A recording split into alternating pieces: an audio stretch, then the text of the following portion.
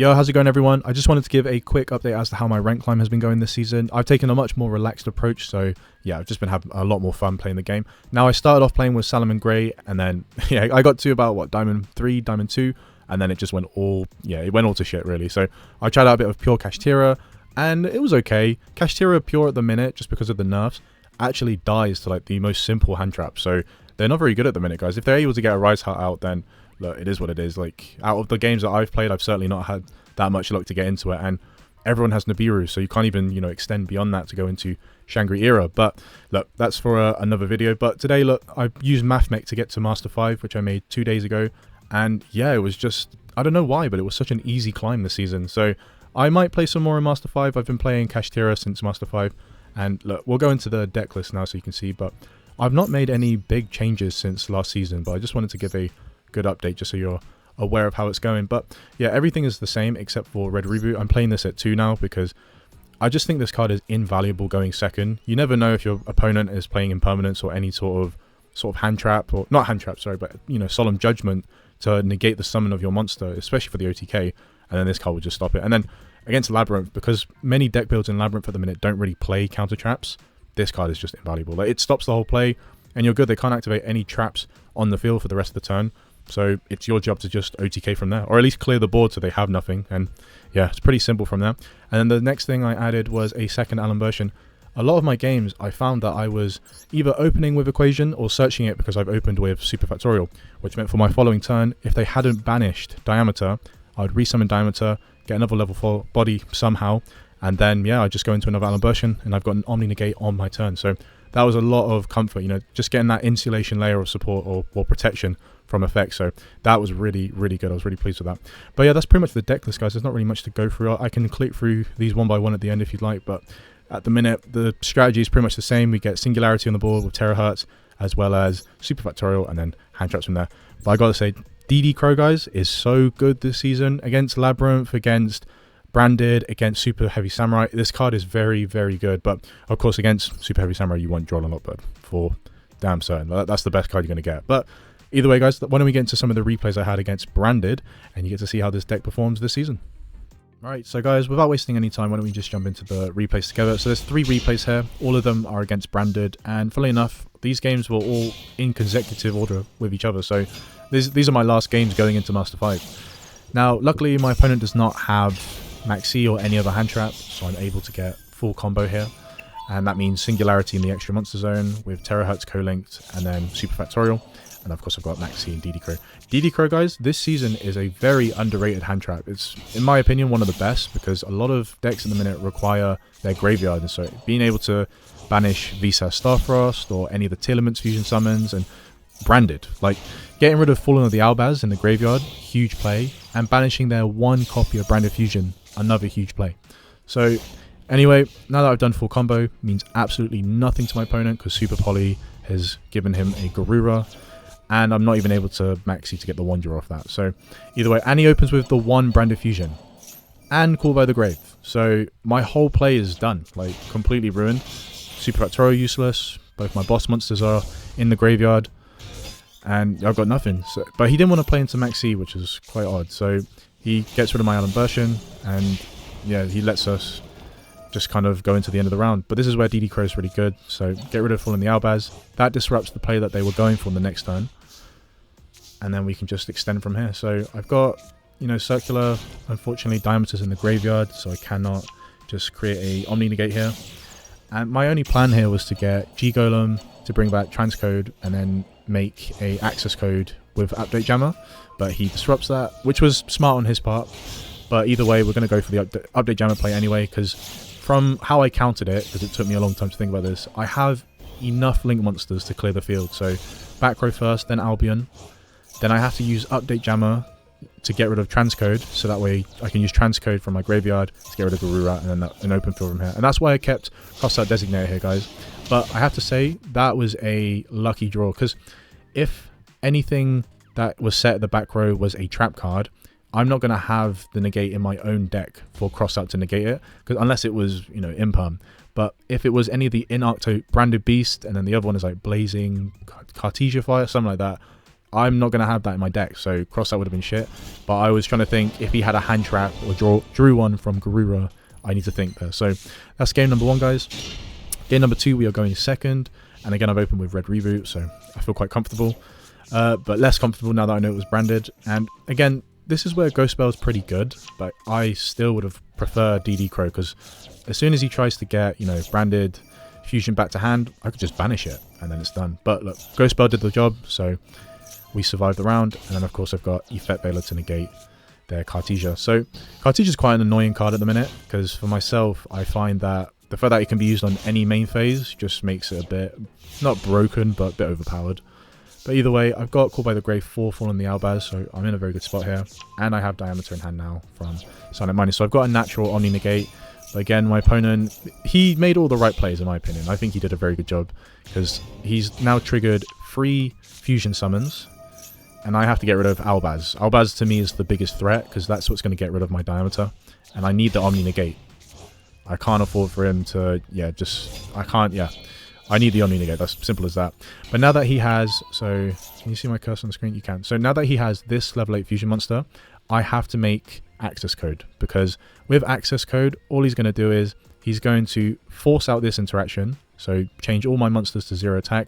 I still have the Alan Bershon negate, so I'm going to negate that, which baits out the Dragostapelli negate. So that's the only way you have to play this, guys. There is no other way, because you need to bait out all of the interactions that they have.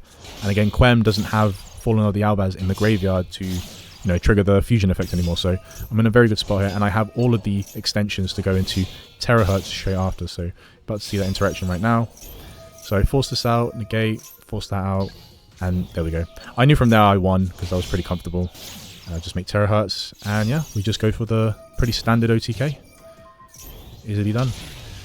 So again, another victory that I was very happy with this one, because Branded in particular is a very bad matchup for us, so any win I get against them I'm very happy with. And now this is my favourite one, because I have to say my opponent was very smart. He definitely played to a standard that I didn't think he was going to really uphold here.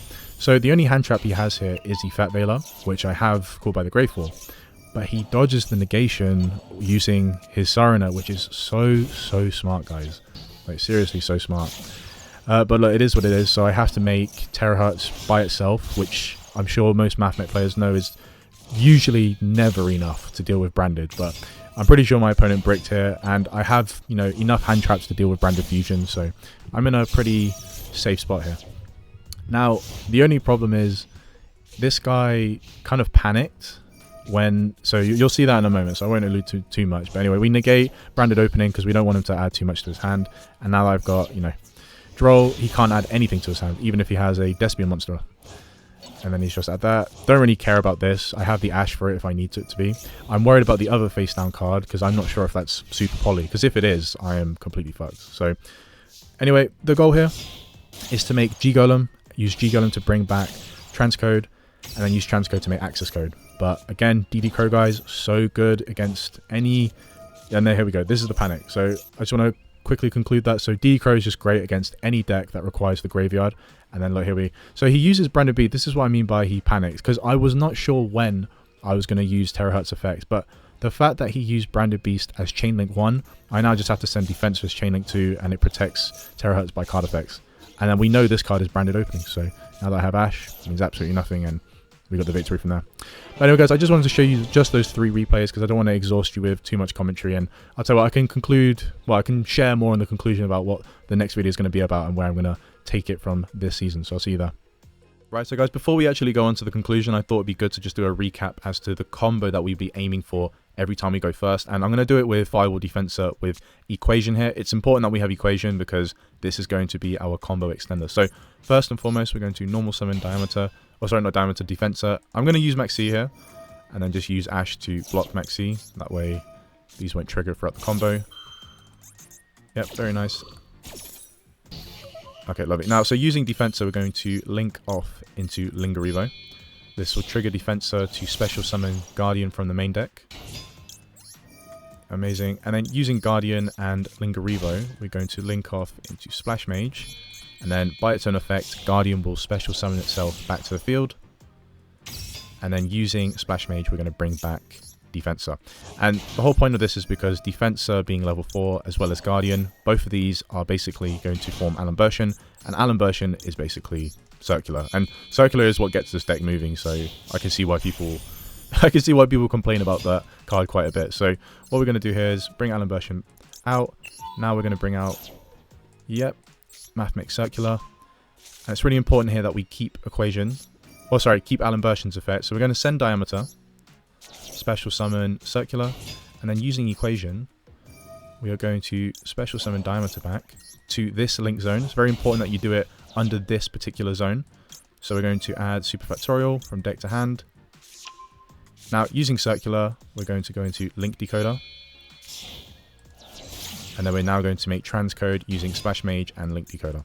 And then Link Decoder by its own effect will special summon itself. And then by transcode effect, we're going to bring back Splash Mage. Now, it's really important that you special summon Link Decoder to either this zone or this zone.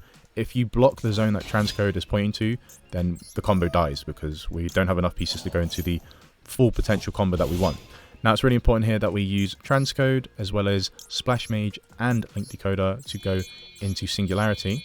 And we're going to place him above Diameter. And this is why we saved Alan Bertian's effect, because we're going to tribute Diameter as it is pointing underneath Singularity to bring back, I guess, Diameter as well. Doesn't matter where you summon it. And then by Singularity's effect, because something has left this zone, we're going to bring back transcode. And now using all our bodies in the main monster zones, we're going to make Singularity. And it's pretty much easy from there, guys. We've got full-fledged combo. The only thing that we're missing here is one body for our Superfactorial to be live. So we do have to send a MATHMECH body. The best one to send is always Sigma, because if your board is cleared, Sigma can special summon itself on the next turn. And, well, we need anything we can to survive if they've cleared our board. So that's pretty much full combo, guys. Usually you'd want more hand traps, but look, it is what it is. It's luck of the draw.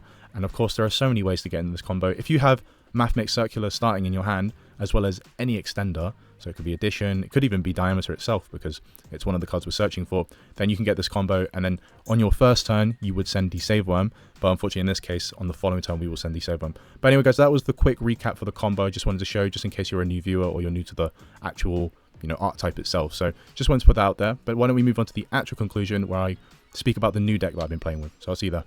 Okay, so guys, before I wrap up the video, I thought it'd be good to actually talk about my rank climb experience so far. I have to say I started off with Salamangreat Grey, which I addressed at the beginning of the video, and then I played a bit of pure Kashtira, and then I went back to MATHMECH just because it's my favourite deck, so you can't blame me. And I was shocked at the results that MATHMECH was bringing in. Like, I've never had an easier season. Like, I've made Master 1 by the 6th day before, which is a record time for me. But this season, I don't know, it just was less of a struggle. Like, I've played much less games than I did in that season that I was referring to. So I was just, yeah, I don't know. I've just been very lucky. My RNG has been very good. It wasn't very good for my Cash and, Salamangreat games, but for MATHMECH, yeah, I don't know. I couldn't get anything wrong. Like, I was getting the right hand traps. I was able to fulfill most combos. So I can't put it down to skill. I can only just put it down to the fact that MATHMECH is a pretty good deck build if you're looking to climb the rank ladder, just because we have so much space for hand traps similar to Super Heavy Samurai. So just one of those things, really. So yeah, if you're looking for a deck to, get to Master or even Master 1, MATHMECH is definitely the choice. Like I said, I'll just show my deck list one more time. And yeah, I don't know. Like, there's not really much I can fault this deck for. Like, you can fit in so many hand traps. You can change so much about this if you really want. But it's a pretty solid build. Like, it's pretty much the same as last season, as I referred to earlier. The only thing I changed, like I said, was adding 2 red reboots and a second Alan Bertian, just because I feel like having that negate on your turn is just invaluable. Sometimes you want to go for the OTK very cleanly, and yeah, there's just nothing that can replace it. Now, in my extra deck, you could replace the Alan Bertian for Heat Soul if you really want, but that's just not for me. I don't really care about Heat Soul too much. I think you play what you got, and yeah, I don't really care to gamble. So, but this is pretty much the deck list I've been going with so far. I'm not going to be playing MATHMECH from Master 5 to Master 1. If I make Master 1, we'll see. What I'm actually going to be playing, which is what it's led me up to here, is Kashtira. So I was playing a pure cash build at the beginning without all of these floodgates. I'll get onto these in a moment. And yeah, it just wasn't doing well. I'm not going to lie to you. Kashtira is dog shit. Like, it's really not a good deck at the minute. Like, and maybe that's fair because of, a Rice Heart being a card in the game. Like, I get that. It's Macrocosmos and on legs as well, because you can banish a card at will. But yeah, this deck in particular just does not do very well. So I've had to rely on certain floodgates to keep it in. Now these two very much, I saw this on Master of the Meta, thought I'd give it a go, and I've not really gotten great value from them, but I can see in some matchups where these two cards would definitely fuck with my opponents. So yeah, I feel the toxicity within me when I play this game, but I'm just trying that out, and it's actually wielded me pretty good results. Like if I just show you where I am today, I haven't played any games today because I just wanted to save this for you guys, but yeah, I've been on a 7-win streak. Like, it's crazy. And the decks I've been playing again, I can't show the replays. So Vanquish Soul, pretty sure I've got that recorded. Dinomorphia, crazy. I never beat that deck with MATHMECH really. Super Heavy Samurai, what else were you playing against? What is that? Oh, Snake Eyes. Yeah, just a whole different spread of decks I've been playing against. Another Snake Eyes, and it's just been insane. And then whatever this is Gold Pride, yeah. But yeah, I don't know. I can't say that I'm proud of playing this deck too much, but I'm one game off of Master 3. We'll see if I can make it. But either way, this is what I'm going to be playing, and hopefully I can get to Master 1 and we can share my results from there. But if you guys have any suggestions as to other decks that you think might be a bit of fun to play, because when I say fun, like Salamangreat Great is fun, but they're not really going to be good for climbing the rank ladder. Anything you want me to test out, just give me a shout. I'd love to try it out. And Marincess is definitely on my list, guys, as well as Ice Jade. I'm so interested in Ice Jade. They have their own floodgate within the art type, which I tend to favor. I like in art type floodgates because to me that's a bit more fair. It's a lot more harder to actually get them out, so I want to try that out. But anyway, guys, I'm going to conclude the video there. Thank you so much for watching. If you have any questions, yeah, just let me know in the comments, and I hope to see you in my next video. So see you guys later.